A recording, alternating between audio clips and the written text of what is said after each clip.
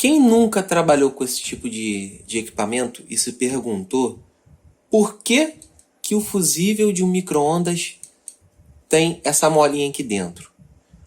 O que tem de tão diferente para dizer que esse fusível aqui suporta 5 kV, se teoricamente o fusível não está atrelado diretamente à tensão e sim à corrente, né?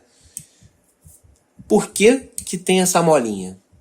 Por que a gente não pode usar um outro tipo de fusível?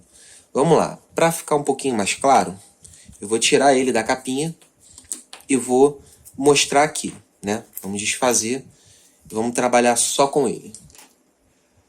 O fusível, ele é composto de um material de baixo ponto de fusão, né? Geralmente aí chumbo ou estanho. E esse tipo de material, ao passar determinada corrente aqui, dependendo da espessura em que ele isso é calculado em fábrica, né? Isso tem toda uma engenharia, tem todo um cálculo para saber.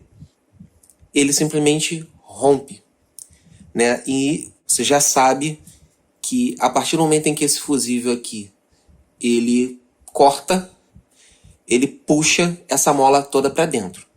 Mas a dúvida que é comum é por que tem que ser assim? Por que tem que ter mola?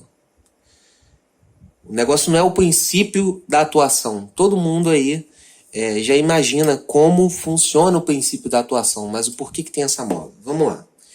A gente pega aqui um fusível comum, a gente vê que ele só tem um material de estanho ou chumbo por dentro dele, e isso aqui se rompe com a corrente, quando a corrente se eleva mais do que o nominal do fusível, né?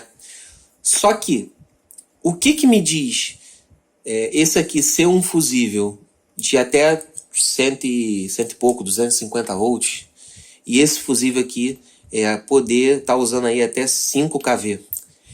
É justamente o corte de arco. É o corte do arco voltaico.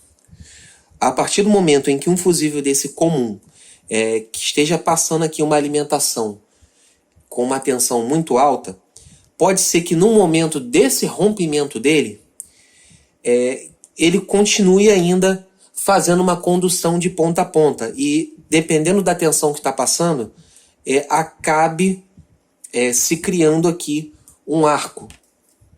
E o problema é justamente isso, porque se esse arco passar, você acaba quase que alimentando de forma completa, né, o outro ponto. Então vamos imaginar aqui no cenário do micro-ondas. O arco está passando. Claro que não é a mesma coisa você estar com um fio fechado, mas você tem um arco, você tem uma passagem de corrente elétrica de um ponto a outro. Primeiro que, se você já tem um problema para o fusível ter rompido, isso significa que essa passagem de corrente vai causar danos maiores àquilo que está conectado depois dele. No caso aqui é magnetron e tal. Ou capacitor, ou aquele diodo, né? Pode ter alguma coisa ali em curto, o fusível atuou e deu... pode dar esse chabu se você não usar um fusível da competência correta. Esse tipo de fusível ele tem a mola justamente para quê? Para quando esse mínimo pedacinho que está aqui, ó, ele está aqui dentro, esse mínimo pedacinho, quando ele arrebenta, essa mola ela puxa toda para cá para dentro. Então afasta, cria uma grande distância aqui e corta o arco. Você imagina um cenário em que tem uma passagem de arco aqui, vai acontecer o que eu falei anteriormente, né? Pode acabar danificando mais coisa adiante, só que o arco ele gera alta temperatura. A alta temperatura gera o derretimento. O derretimento pode gerar fogo. Então você imagina isso aqui tudo derretendo e pegando fogo dentro de um equipamento.